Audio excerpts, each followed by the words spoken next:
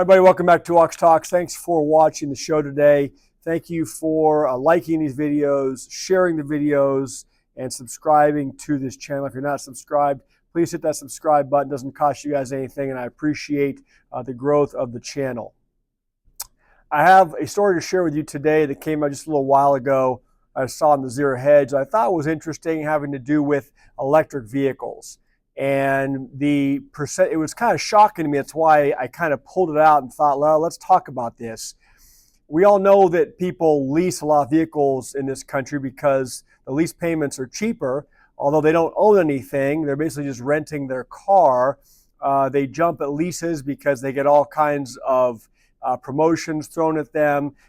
They can, get long lease terms. And at the end of the day, they can basically just turn the car back in. Again, not owning anything.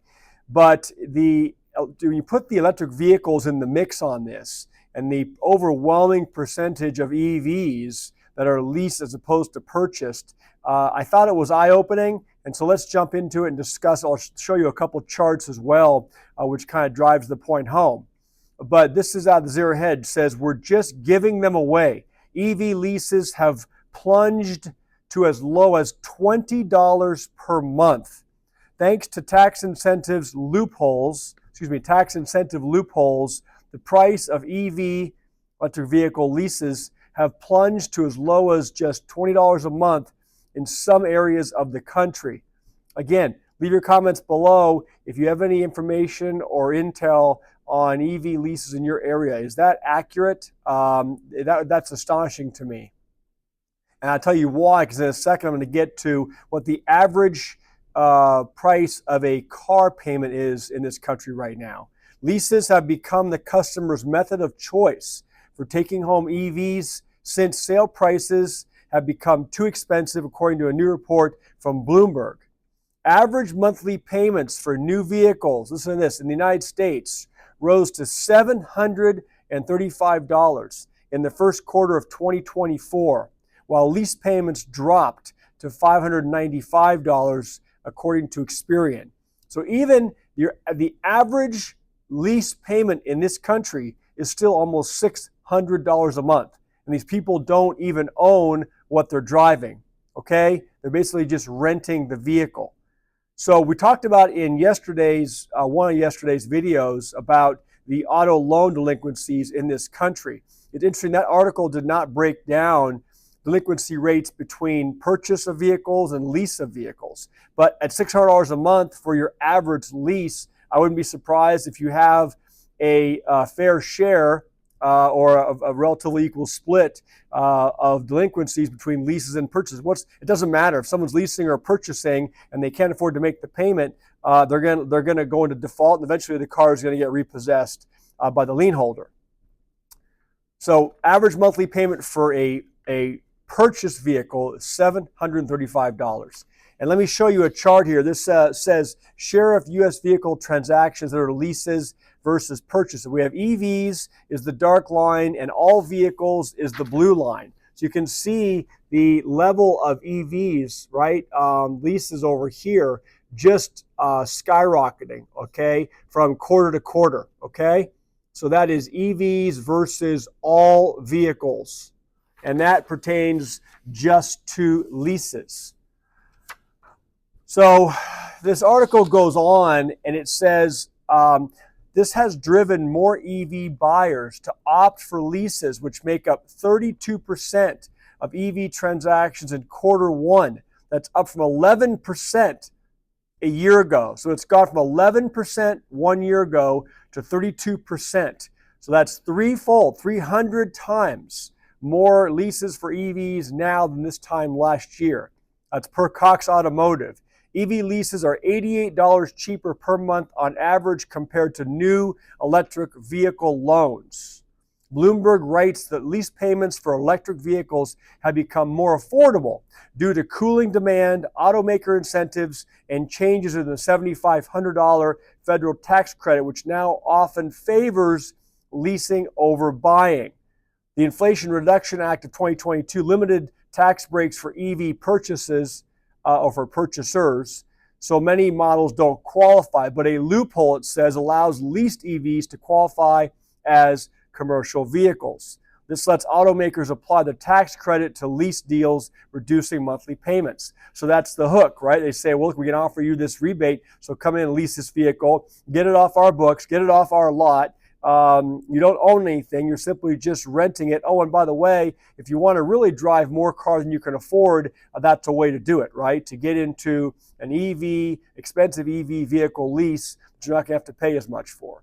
Many car makers lease more EVs than they sell. And again, interesting chart here. BMW, amazing, says share of selected brands U.S. EV transactions that were leased in Q1 2024. And look at this chart. Can you guys see that? It's a black and white chart.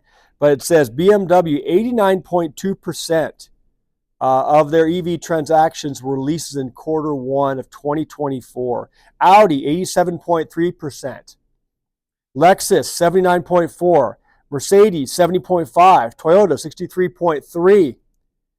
Kia 45.7%, Ford 35.1%, Tesla 23.6%, Cadillac 15.4%, and Rivian 15.2%. That's amazing. So again, not surprising that BMW, one of the more expensive vehicles in that list, is doing almost 90% lease transactions on their EV vehicles. Okay, so again, people are opting into more expensive EV vehicles, so they're getting a more expensive car, and they're getting the cheaper lease rates as opposed to purchasing a new BMW, $100,000, $150,000, something like that. It says the inflation, I covered that. In summary, it says, in some areas, this has led to stunning offers. Listen to this. In Colorado, some 2025 Nissan Leaf leases were offered at as low as $20 a month in July, thanks to EV tax credits and state incentives. So again, leave your comment below. In Colorado, can you go pick up a 2025 Nissan Leaf for $20 a month?